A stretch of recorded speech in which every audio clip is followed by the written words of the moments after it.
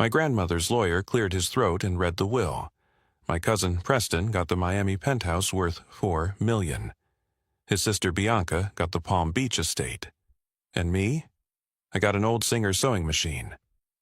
How fitting for the family disappointment. Preston laughed. But when I discovered what Grandma Dorothy really left me, I had to call the FBI.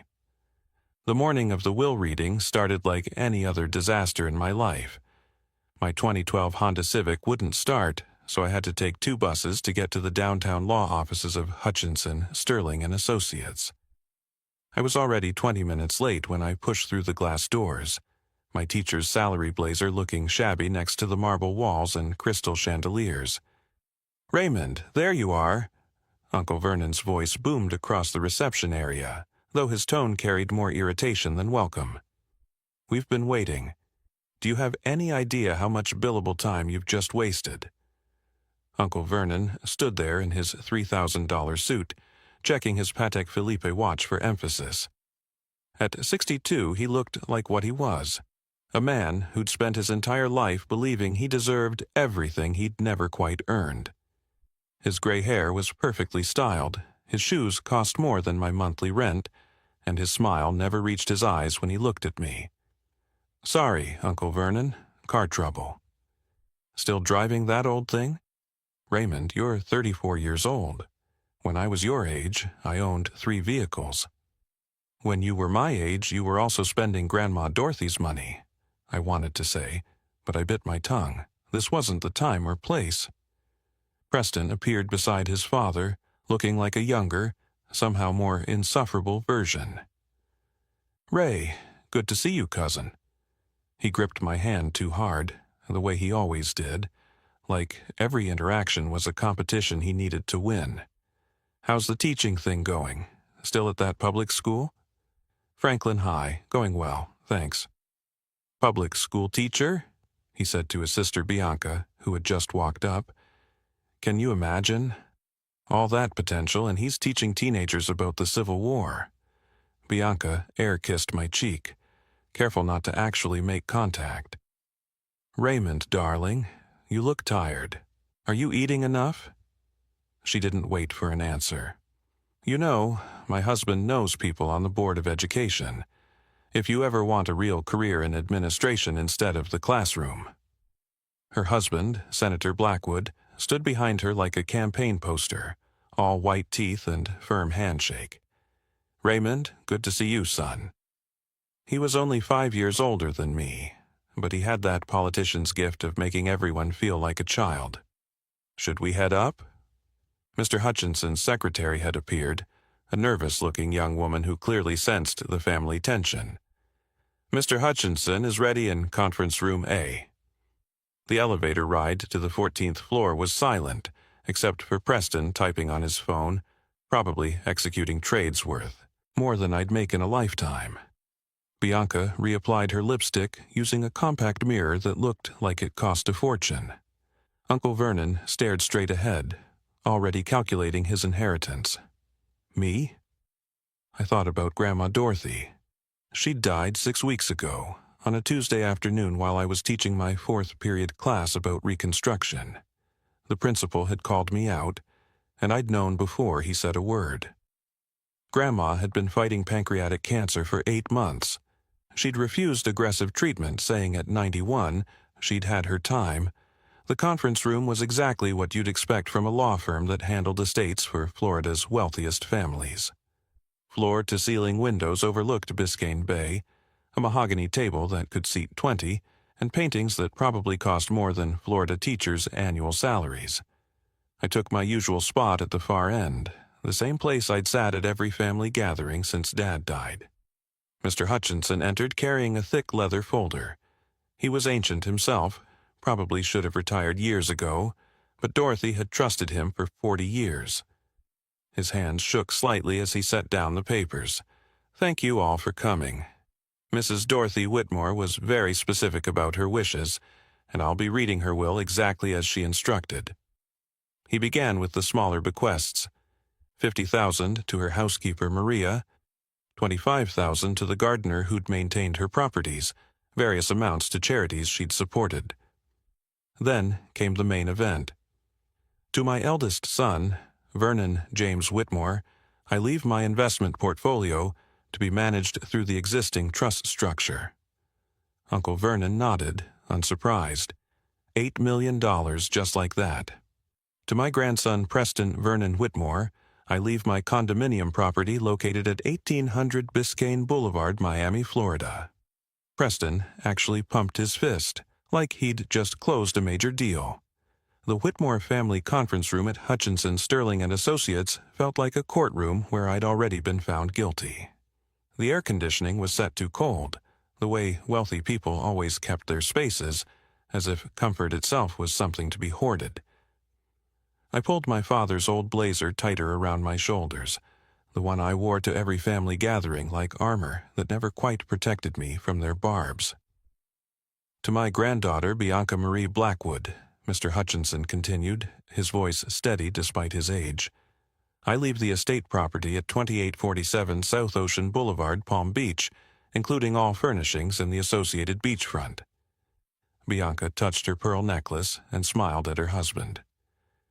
Mother Whitmore always said that property would stay in the family, she said to no one in particular, though her eyes found mine.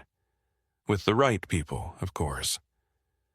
The mahogany table reflected our faces like dark water. I could see myself distorted in its surface, looking exactly like what they all thought I was. The teacher son of the failed son, the one who'd never amounted to anything by Whitmore standards. Preston sat across from me, texting his assistant about moving his celebration dinner to a more expensive restaurant. Uncle Vernon reviewed documents on his tablet, already calculating tax strategies for his windfall. There are several more specific bequests, Mr. Hutchinson said, flipping through pages with practiced efficiency. He read through a list of cousins I'd met maybe twice, each receiving amounts between $10,000 and $50,000. Dorothy's personal effects were divided among her friends from the country club. Her jewelry collection went to various female relatives, none of whom had visited her during the chemo treatments.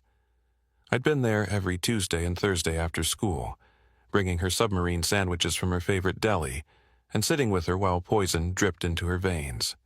She'd tell me stories about buying her first property in 1958, about facing down bankers who wouldn't take a woman seriously, about building an empire one handshake at a time. You remind me of your father, she'd said during one of our last conversations. Arthur had integrity. That's rarer than money, Raymond. Now, Mr. Hutchinson said, pulling me back to the present, we come to the final personal bequest. To my grandson Raymond Arthur Whitmore, I leave my 1952 Singer featherweight sewing machine, model 221, currently stored in the attic of the family home at 445 Coral Way.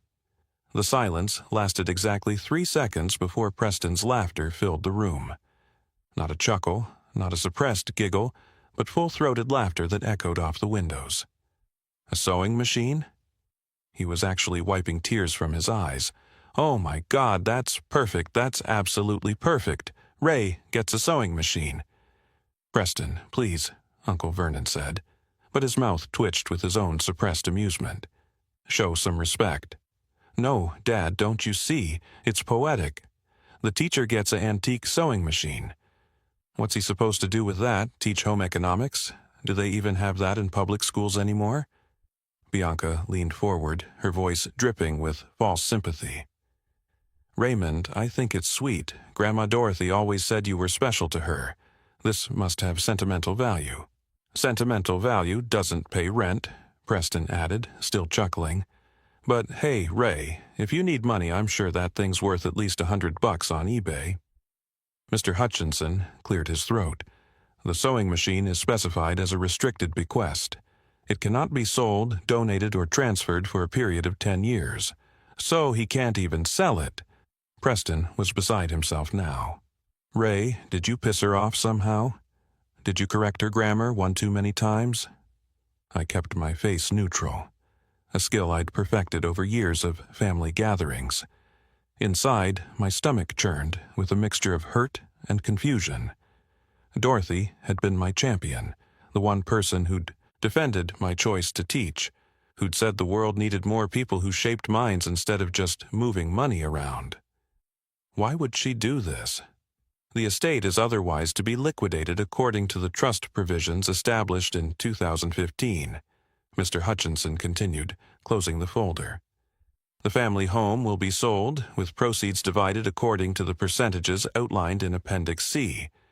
Mr. Raymond Whitmore is permitted to retrieve his bequest at his earliest convenience. Uncle Vernon stood first, buttoning his suit jacket with the smooth motion of a man who'd gotten exactly what he expected. Well, Raymond, I suppose you'll want to get that machine soon. We're putting the house on the market Monday. Monday? Grandma's only been gone 6 weeks. The market's hot right now, Vernon replied, already heading for the door. No sense being sentimental about real estate.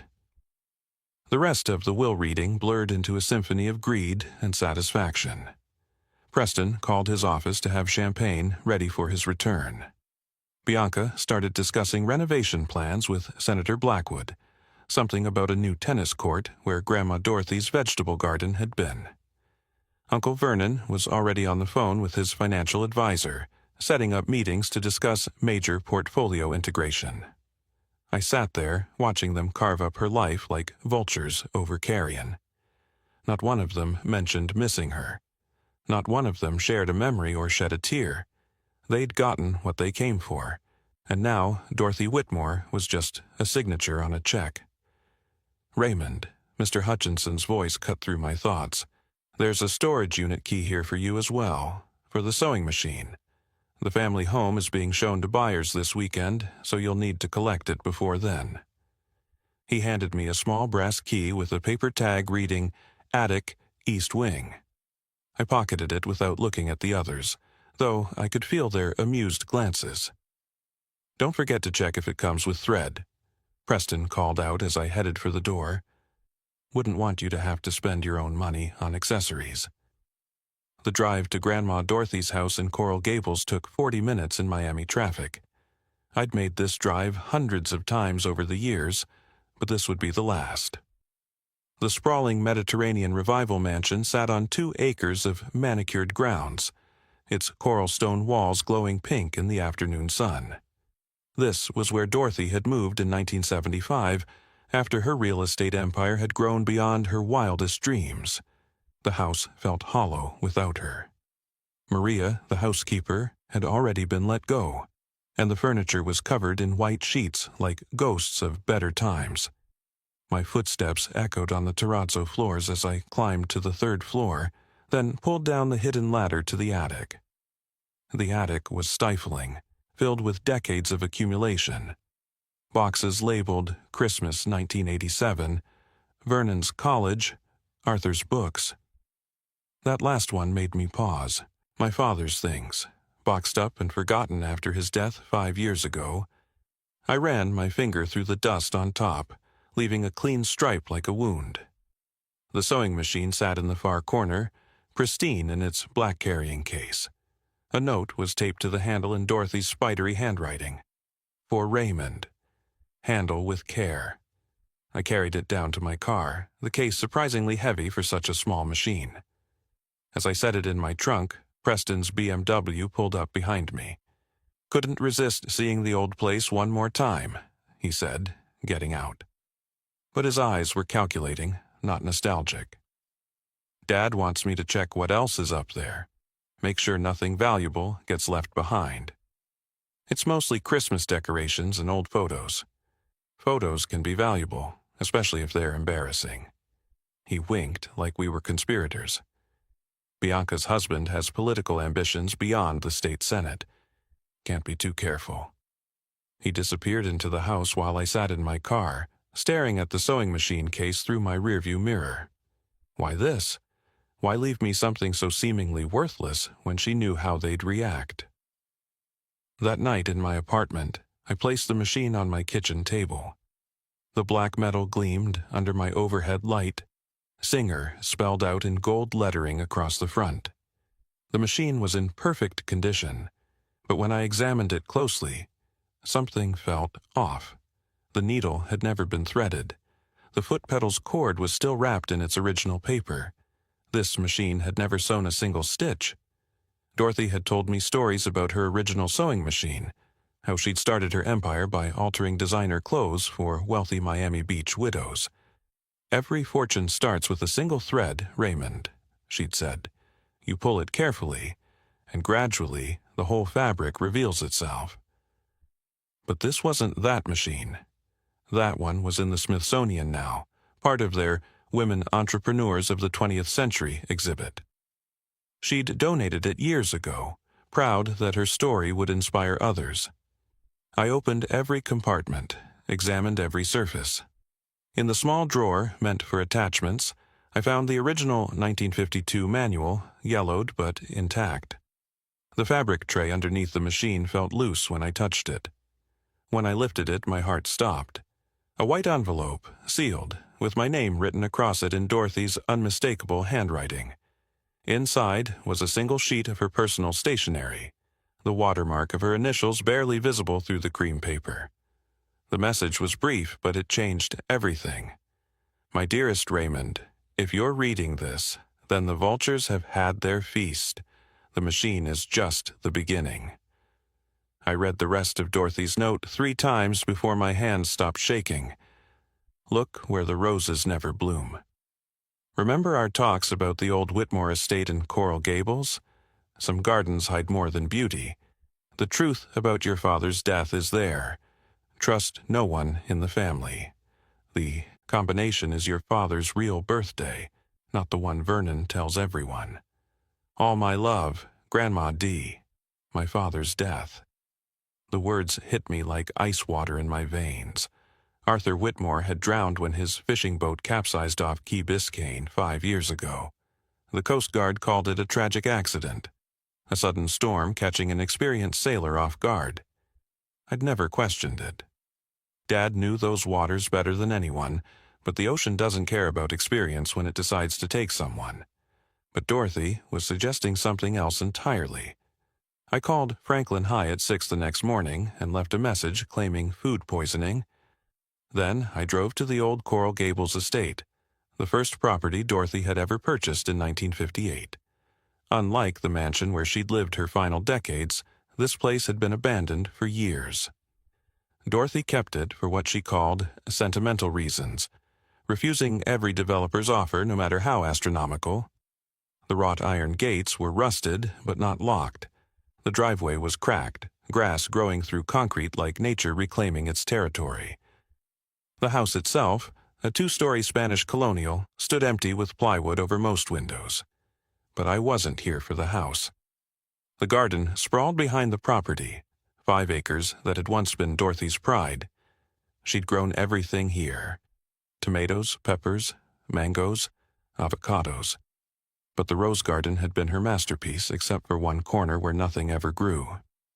Bad soil, she'd told me when I was 12 and tried to plant sunflowers there.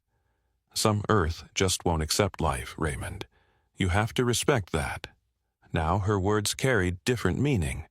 I found the dead patch easily, a 6-foot square of bare earth in the southwest corner where even weeds refused to grow. The morning sun was already brutal, and sweat soaked through my shirt as I started digging with the shovel I'd brought from my apartment. 1 foot down, nothing but sandy soil and rocks. At 18 inches, my shovel hit something solid. Not a rock, but something that clanged like metal. I cleared the dirt away with my hands, revealing a steel box about the size of a briefcase with a combination lock built into the lid. Dad's real birthday. I knew this story only because Dorothy had let it slip once after too much wine at Christmas. Vernon had changed the official story to hide the fact that their parents had conceived Arthur before marriage, a scandal in their social circle back then. The real date was November 15, 1971, not March 15, 1972. I spun the dials, 111571. The lock clicked open. Inside, wrapped in plastic to protect against moisture, were documents that made my stomach turn. The first folder contained property deeds and bank statements showing systematic transfers from Dorothy's accounts to offshore holdings in Vernon's name. 15 years of theft, methodically documented in Dorothy's precise handwriting. The second folder was worse. Emails between Vernon and Preston, printed and dated. "Arthur's getting too close," one read from Preston to his father. He called asking about the Bayshore property discrepancies. Vernon's response, "I'll handle your uncle. Family meeting on the boat next week." The date was 3 days before Dad died. My hands trembled as I found the next document, a work order from a marine repair shop. Hydraulic steering system modification for Arthur Whitmore's boat, paid for by Vernon Whitmore, completed the day before Dad's final fishing trip. There were photographs, too. Preston meeting with a man identified in Dorothy's notes as Marcus Torelli, a mechanic who'd been convicted twice for insurance fraud. Timestamps showed these meetings happened the week before Dad's death. At the bottom of everything was a letter in my father's handwriting. "Mom, I've discovered Vernon and Preston have been stealing from you for years. Millions diverted through shell companies. The Bayshore property was sold for $12 million, but they reported $6 million. The difference went to accounts in the Caymans. I have proof. I'm going to confront them tomorrow at the family meeting on Vernon's boat. If anything happens to me, know it wasn't an accident. I love you, Arthur." The letter was dated the day he died. The last item in the box was a flash drive and another note from Dorothy. "Everything is backed up here. 3 copies exist in safety deposit boxes you'll find listed in the attached document. I've been gathering evidence for 5 years, but my lawyers said it wasn't enough while I was alive. They'd destroy me with countersuits and delays. Dead, I'm untouchable. Dead, they can't threaten me. Make them pay, Raymond. Your father deserves justice." I sat in that dead garden for 20 minutes, reading and rereading every document. The evidence was meticulous, thorough, and damning. Dorothy had spent 5 years building a case that would destroy Vernon and Preston. She'd documented not just the murder conspiracy, but decades of embezzlement totaling $30 million. The flash drive contained gigabytes of additional evidence. Security footage from the marina showing Preston and Vernon near Dad's boat the night before he died. Bank records showing massive transfers immediately after his death.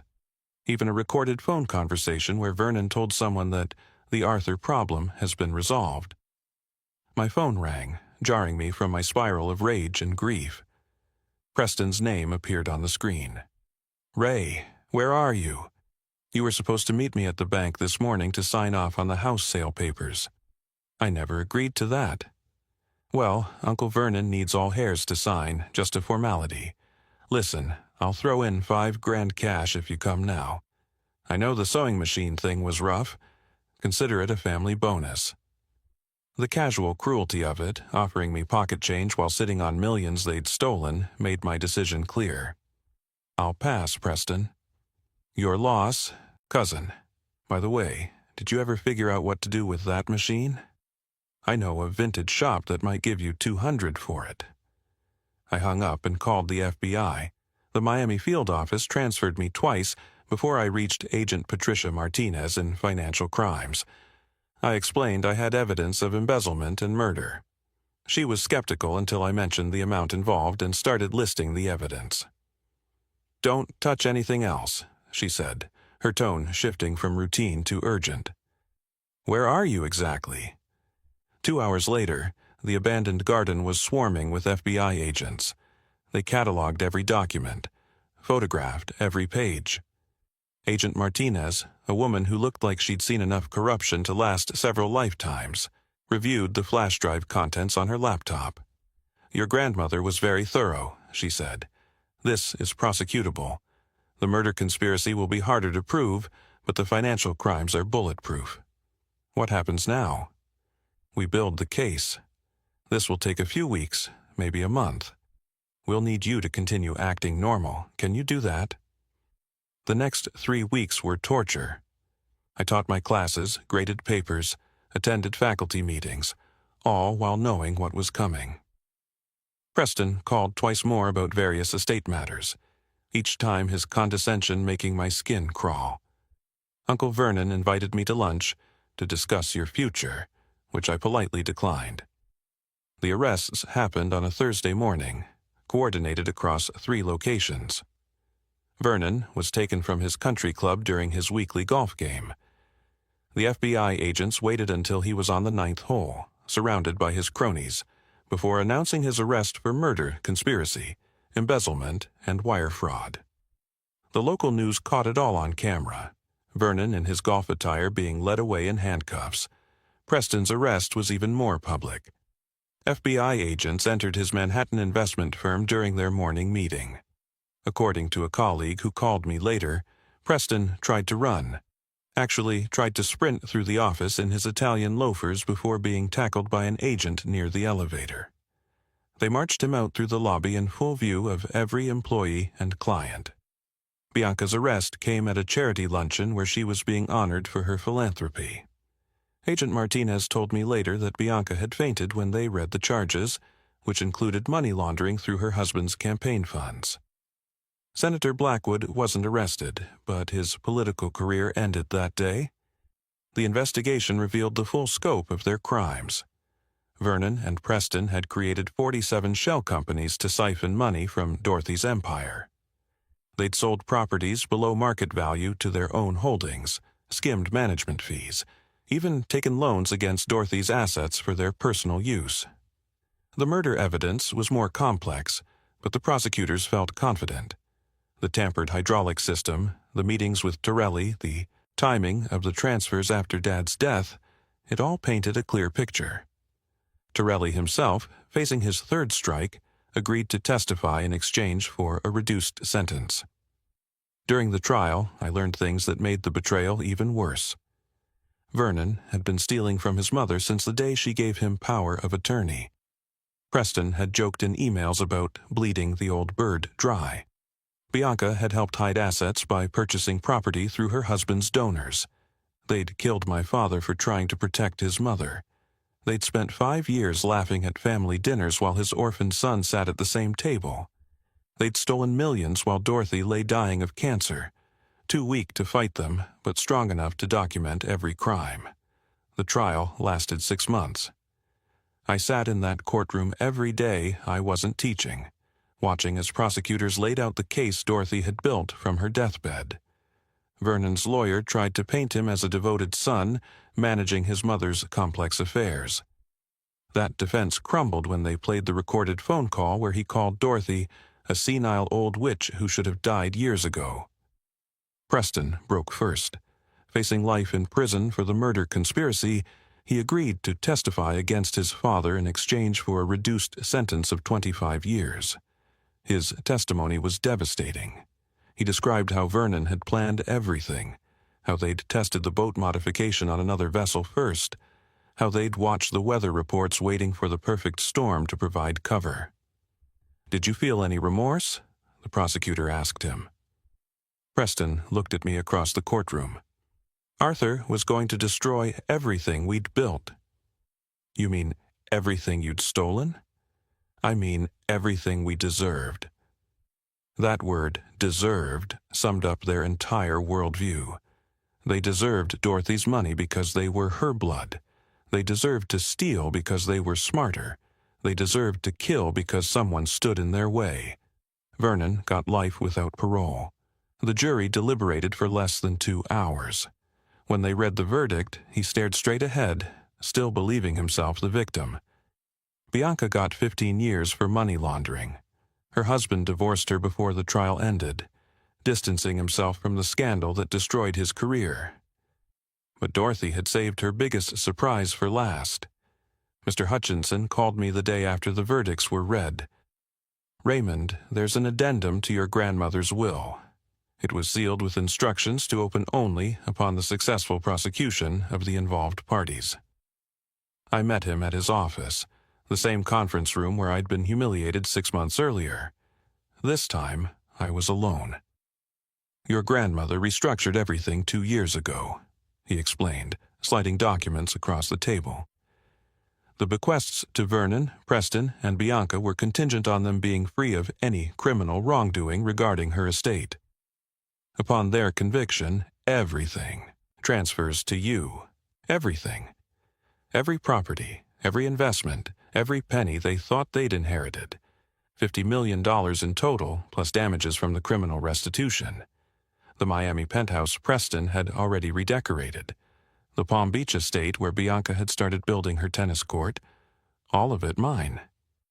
But more importantly, there was another letter from Dorothy. My dearest Raymond, if you're reading this, then justice has been served. I knew the truth about your father's death within weeks of it happening. A mother knows when her child has been murdered. But I was old, sick, and they controlled so much. Going to the police would have meant lawyers, delays, and likely my own death before seeing justice. So I waited, I planned, I documented, and I trusted you. You were never the disappointment, Raymond. You were the only one who inherited what really mattered from me. Integrity. Your father had it too, which is why they killed him. The sewing machine was my first purchase when I started over after leaving my abusive first husband. It was never used because it was a symbol, not a tool. It represented new beginnings, the power to create rather than destroy. Now it's your turn. Make your father proud. I kept teaching. Walking away from my students felt like letting Vernon and Preston win, like admitting that money was more important than purpose. But I used Dorothy's fortune to create the Arthur Whitmore Foundation for Ethical Business Practices. We provide scholarships for first-generation college students, support for whistleblowers, and funding for forensic accounting investigations into corporate crime. Preston's penthouse became a shelter for abused women starting over, just like Dorothy once did. The Palm Beach estate was converted into a retreat for teachers, offering free weeks of respite for educators dealing with burnout. The Coral Gables property, where Dad's letter had waited 5 years for discovery, became a memorial garden. Where the roses never bloomed, I planted an oak tree with a plaque. Truth grows where secrets are buried. The sewing machine sits in my classroom now, in a glass case with Dorothy's story beside it. My students often ask why I keep it there in a history classroom. Because history isn't just about the past, I tell them. It's about the threads connecting us to those who came before. Sometimes pulling one thread unravels everything. Sometimes that's exactly what needs to happen. Last week, a student stayed after class, troubled by something in her own family. As we talked, she kept glancing at the sewing machine. "Mr. Whitmore, how did your grandmother know you'd figure it out?" She knew I'd remember the stories she told. She knew I'd care enough to look deeper, but mostly, she knew I was my father's son. That's the real inheritance Dorothy left me. The knowledge that justice might be delayed, but doesn't have to be denied, that truth can survive burial if someone cares enough to dig, and that sometimes the smallest gifts carry the greatest power. Hey everyone. If you enjoyed this story about uncovering family secrets and finding justice, please hit that like button and share it with someone who loves a good mystery. Drop a comment below telling me what you would have done in Raymond's situation. And don't forget to subscribe to the channel for more incredible true stories every week. Thank you for watching, and remember, sometimes the most valuable inheritances aren't the ones everyone can see.